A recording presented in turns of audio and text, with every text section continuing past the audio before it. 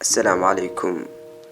waxaa jira 6 caado kuwaas oo ku sababi kara dib u dhac ku yimaada noloshaada haddii aanad ka takhalusin hadeena ay adag tahay inaad iska xakamayso waqti kale. caadada koobaad, iska xakamay daawashada ama fiirsashada muuqaalada bilaa macniga ah.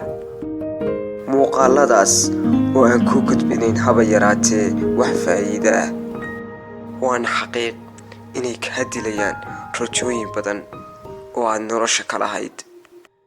caadada labaad, noloshaadu yay noqon mid rootiina oo ah soo kac, dib u seexo, meel aad, wax qabo, iska madadaalo, Facebook gal, laakiin noloshaadu waa inay ahaataa mid ku xisaabsan.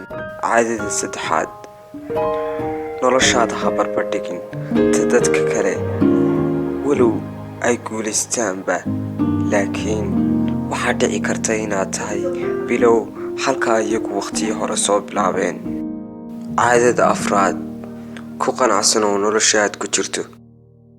waa dhab inay jiraan dad aan ku jirin nolosha aad haysatid. waxaa dhici karta inaad ka nolol wanaagsan tahay, balse ay ku qanacsan yihiin iyagu nolosha ay ku jiraan. caadada shanaad, jooji dib u dhigashada. mar walba ku dadaal inaad qabatid hawshii aad berito la qaban lahayd, hana la sugin waqti kale, maxaa yeelay waxaa dhici karta inaad haysatid waqti kugu filan ama jaaniska aad la sugaysid maanta uu ka fiican yahay ka beritoole. caadada lixaad, jooji inaad cidna sugto.